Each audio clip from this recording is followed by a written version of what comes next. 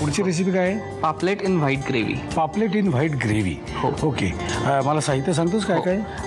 बारीक चिरलेला कांदा, ओके, पापलेटच्या तुकड्या, सफेद जेवढा घेता येईल तेवढा खोबरं वाळलेलं, हो ओलं खोबरं, त्याच्यानंतर आलं लसणाचे तुकडे, ऑलिव्ह ऑइल, हे जे आहे ते आपण आलं लसणाची पेस्ट आहे, वेलची, लवंग, दालचिनी, पांढरी मिरी, मिरच्या, तीळ, धणे, खसखस, कढीपत्ता, हिंग, जे रामदेव आपण घेतलेलं आहे कारण ते खूप स्ट्रॉंग आहे, आणि मीठ. ओके, ठीक आहे. साहित्य बघितलं. आता जाऊया कृतीकडे, कारण काय मला उत्सुकता लागलेली की हे काहीतरी वेगळं आहे. इथे लालपणा, इथे लाल काही दिसत नाही, काहीच नाहीये. ओके, काय करायचं मला सांगतो? आपण पहिले हे मॅरिनेट करून घेऊया. मला एक डिश लागेल. ओके, ठीक आहे. पण ह्या तुकड्या प्लेटमध्ये काढून घेतोय. आपण आलं लसणाची पेस्ट घेतोय, मीठ घेतोय,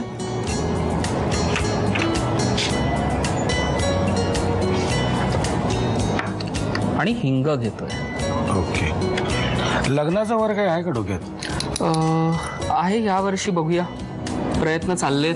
अच्छा, म्हणजे माझं मित्र, तुझे स्वतंत्र प्रयत्न चाललेत का सगळ्यांचे मिळून? सगळ्यांचे मिळून प्रयत्न. स्वतंत्र असं काही चाललेलं नाही, स्वतंत्र अजून एखाद्या समोरची बिल्डिंग, बाजूची बिल्डिंग नाही होत. म्हणजे आता हे बघितल्यावर होऊ शकेल, असं होऊ शकेल, चान्सेस आहेत. स्ट्रॉंग हिंग वापरल्यामुळे प्रचंड मॅरिनेट झालेलं आहे, त्यामुळे आता आपण पुढे जायला हरकत नाही. मॅरिनेशन झालेलं आहे आणि ह्याच्याकडून काही मला माहिती सुद्धा मिळालेली आहे, ती आपण नंतर शेअर करूया. ठीक आहे, आता हे असेच ठेवून पहिल्यांदा आपण ह्याचं वाटण करून घेऊया. ते कसं करायचं? आपण ऑलिव्ह ऑइल घेतोय, ते आपण ऑलरेडी घातले, आपण घातलेलं आहे. त्याच्यानंतर आलं लसणाचे पहिले घेऊया. ओके, थोडं गॅस मोठा करू, मोठा थोडस. आलं लसणाचे तुकडे, लसूण थोडा जास्त आणि आलं थोडं कमी, ह्या प्रमाणात. थोडंसं तेल गरम झालं की लगेच होतं म्हणजे ते. आणि कांदा घेऊया सगळा, आपण सगळा घाला. आपण ह्या ग्रेव्हीसाठी जितके पांढरे पदार्थ वापरता येतात तेवढे मी सगळे घेतले. उदाहरणार्थ की काळी मिरी न वापरता मी पांढरी मिरी वापरली आहे. म्हणजे त्याच्याने काळ्या मिऱ्यांनी थोडासा वेगळा रंग, फायनल प्रॉडक्ट तो पांढरा पाहिजे. हा माझा गोरा पाहिजे, गोरा. मला हे सगळे प्रकार आपण ह्याच्यामध्ये टाकायचं. तर थोडे थोडे तुम्ही एक 4-5. एक लवंग सोडली काळी, पण त्याला पर्याय नाहीये. हो, लवंग, तीळ थोडे जास्त जरा. हो, धणे,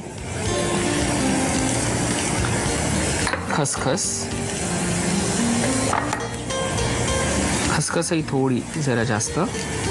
बस, पांढरी मिरी.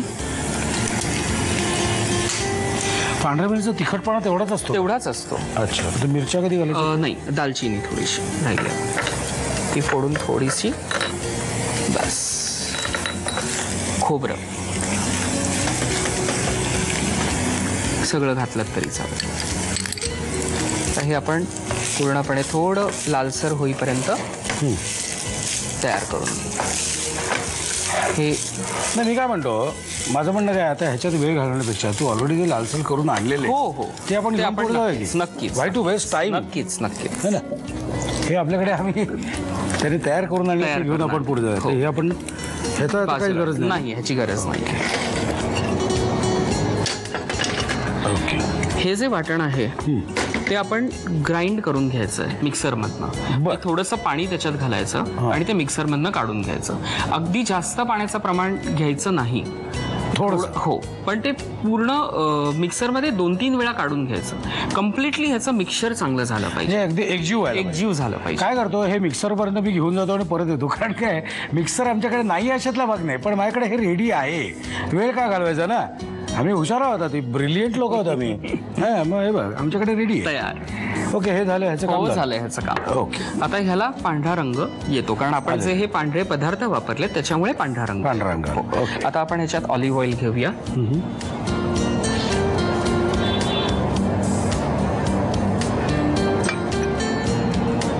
ऑलिव्ह ऑइल वरती कढीपत्ता. अच्छा, ते थोडं गरम व्हायला लागेल. मी काहीच नाही केलंय. तडका आला त्याला. नाही, आता काही नाही, फक्त ही जी आहे ती पूर्ण ह्याच्यात ठेव.